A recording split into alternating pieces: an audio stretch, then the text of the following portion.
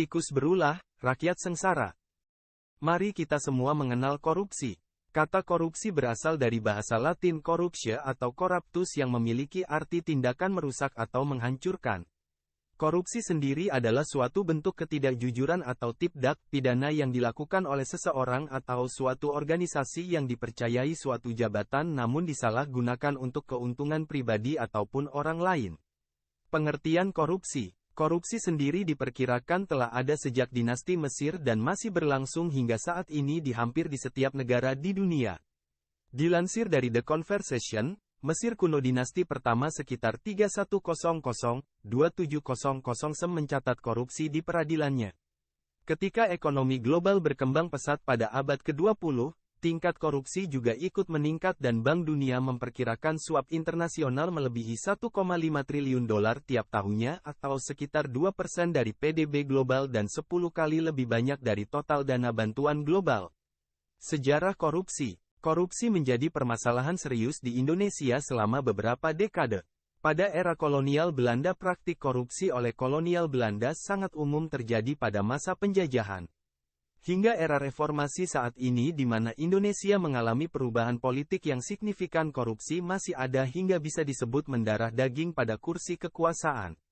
Berbagai upaya pemberantasan korupsi dilakukan hingga dibentuknya beberapa lembaga anti korupsi, salah satunya yaitu Komisi Pemberantasan Korupsi atau biasa disebut, disingkat KPK yang secara aktif bertugas melawan korupsi di Indonesia.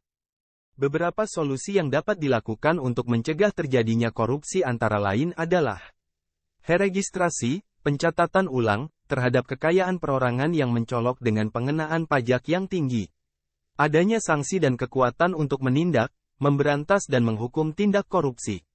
Memperketat seleksi pegawai negeri di tingkat daerah. Solusi eksternal. Percepat pengesahan UU perampasan aset dan perketat seleksi pegawai negeri terutama dalam tingkat daerah, karena biasanya korupsi sering terjadi dalam tingkat daerah. Solusi internal. Tanamkan mindset, cukup, dalam diri kita. Mungkin terdengar sepele. Namun jika kita tidak pernah merasa cukup terhadap sesuatu, maka suatu saat kitalah yang akan menanggung akibatnya. Kesimpulannya adalah hal-hal yang terdengar sepele seperti merasa cukup dan juga pembiasaan jujur sejak dini dapat berdampak besar ke depannya. Mungkin memang kasus-kasus pidana keuangan seperti korupsi tidak hilang sama sekali, namun setidaknya dapat berkurang. Pemerintah juga harus lebih tegas dalam menghancurkan ekosistem yang mengakomodasi tindakan korupsi terutama di tingkat daerah, sebab jika dibiarkan maka kesejahteraan daerah yang didamba-dambakan tidak akan pernah terjadi.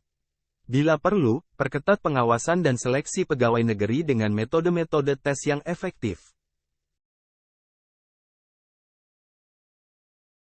Sekian, terima kasih.